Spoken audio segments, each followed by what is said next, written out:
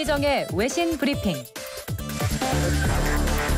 감사에 들어온 주요 국제뉴스 정리해드립니다. 문희정 국제정치평론가 전화 연결합니다. 평론가님 안녕하세요. 네, 안녕하세요. 이 헝가리 정부가 무소불위의 권한을 가질 수 있는 법안을 통과시켰다. 어떤 내용입니까? 네, 현지 시각으로 지난달 30일 헝가리 의회가 코로나19 비상 상황에서 기간의 제한 없이 정부의 명령만으로 통치할 수 있는 코로나19 방지법을 137대 53으로 가결시켰습니다. 이 극우 정치인인 오르반 빅토르 총리는 그동안 언론과 노동자들을 탄압하고 사법부의 독립성을 훼손하는 등 비민주적인 통치로 많은 비판을 받아왔던 인물인데요. 이번 법안 통과로 정부가 국가 비상사태를 무기한 연장할 수 있는 권한을 갖게 되면서 오르반 총리는 의회의 견제를 받지 않는 무소불위의 권력을 갖게 됐습니다. 네. 심지어 이 법안에는 정부의 바이러스 대응과 관련해서 가짜뉴스를 퍼뜨리거나 헝가리의 언론 자유에 의문을 제기하는 자는 최고 징역 5년을 선고받을 수 있는 조항도 포함돼 더 심각한 논란이 일고 있습니다.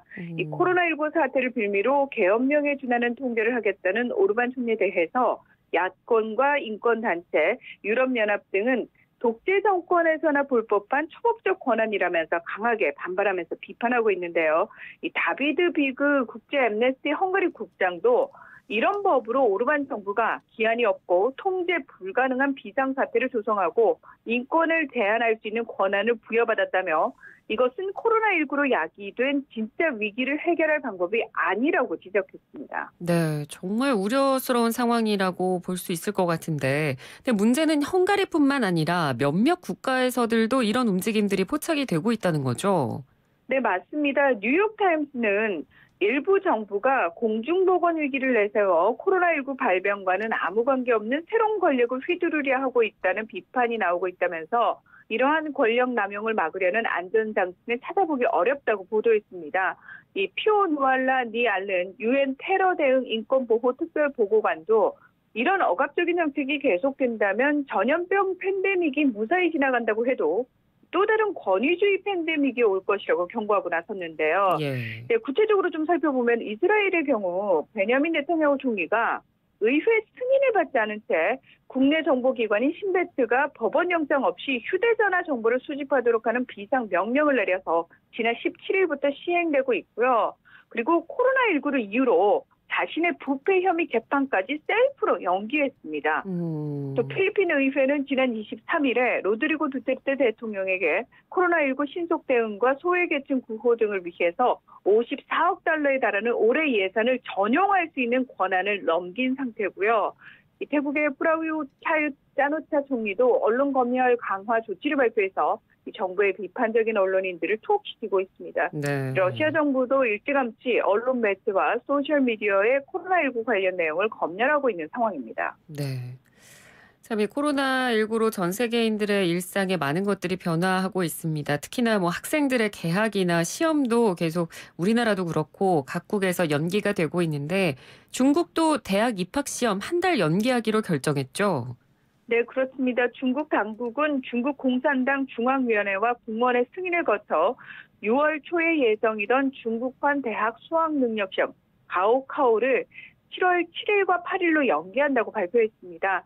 현재 대부분의 학교가 정식 개학을 미루고 한 달째 온라인 수업만 진행 중인 가운데 농촌 지역의 경우 이마저도 부실하게 운영되고 있어서 연기가 불가피해진 건데요. 가오카오는 중앙정부가 주관하는 전국 단위의 시험이지만 거주지가 아니라 호적이 등록된 지역에 가서 시험을 치러야 하고 이 지역별로 문제가 다르게 출제되기도 합니다. 네. 앞서 텐진시 등 일부 지방정부는 3월에 치러지는 1차 대입 영어 과목 시험을 연기한 바 있습니다.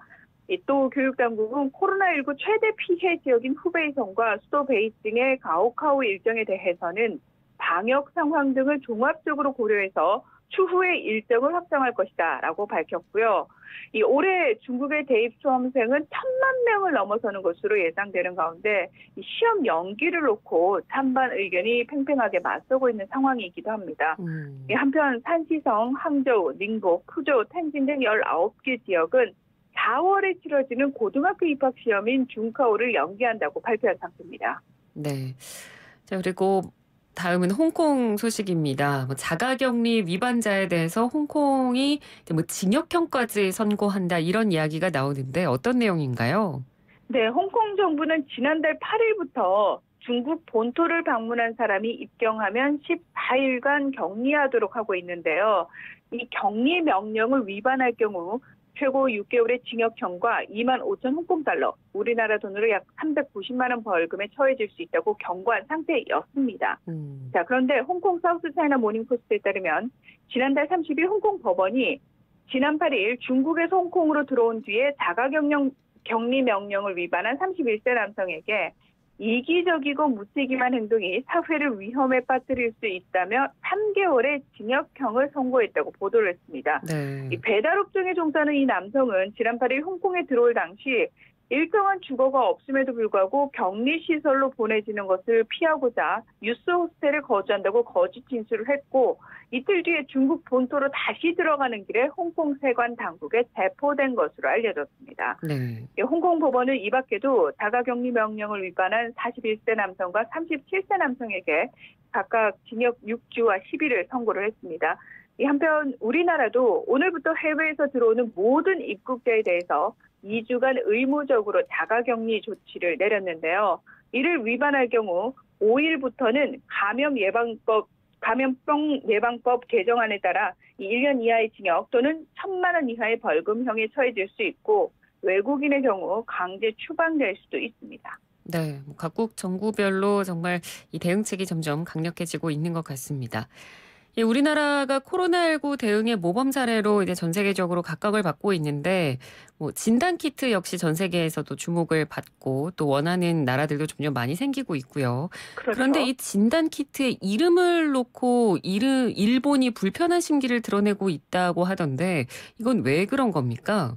네, 코로나19의 우수한 대응과 한국 코로나19 진단 기술이 국제 표준으로 인정받으면서 현재 이 한국산 진단 키트 등 방역 물품 수출이나 인도적 지원을 정부 차원에서 요청한 국가는 미국 등 81개국에 이르고 있습니다. 네. 네, 그런데 지난 25일 청와대 국민청원 게시판에 수출용 코로나19 진단 키트 이름을 독도로 해주세요라는 청원이 게재가 됐고 32만 명이 넘는 사람들이 서명을 했는데요. 네. 이에 대해서 일본의 극우 성향 언론인 쌍케이 신문이 코로나19 국제공조가 중요한 방역 분야에 일본과의 영토 분쟁을 꺼내 찬물을 끼얹는 형태라고 비난한 겁니다. 신문은 심지어 이 청원이 문재인 대통령의 열렬한 지지자들이 동참한 것으로 보인다는 근거 없는 억지 주장까지 내놨는데요.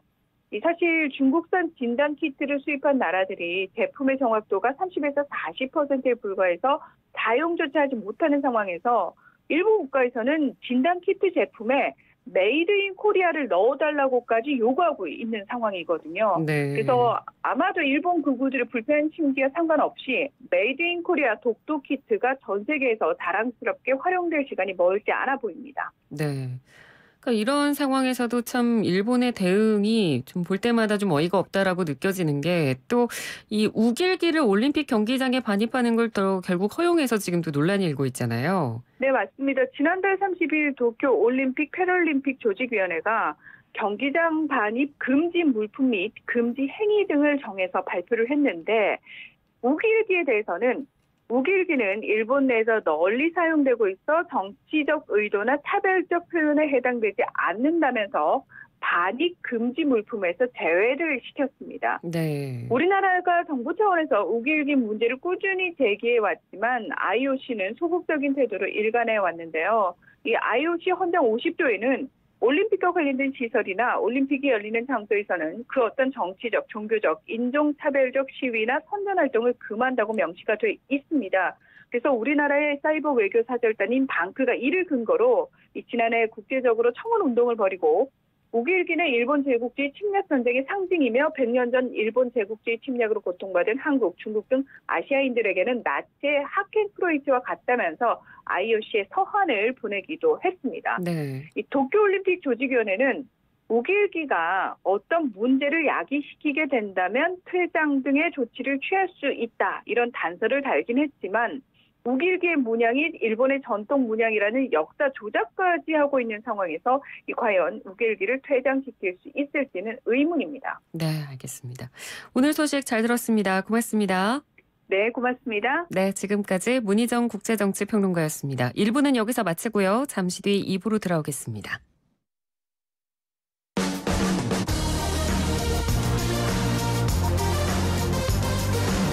국제 뉴스를 바라보는 여러분의 시각이 넓어집니다.